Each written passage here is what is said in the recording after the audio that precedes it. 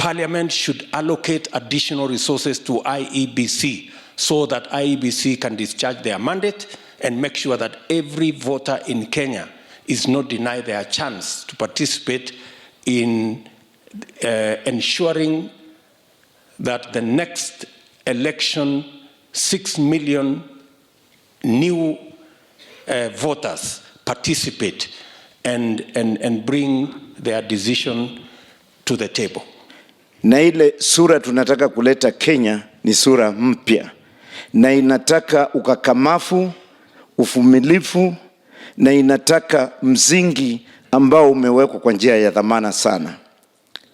Na nyinyi mkiwa hapa, ni nyinyi mnastahili kuweka huo msingi. We can change our politics from being tribal politics, from being ethnic-based politics, from being class politics, to politics that are issue-based, so that competition moving forward will be the people who provide the best vision, who carry the best plan, and who implement that plan effectively to benefit the people.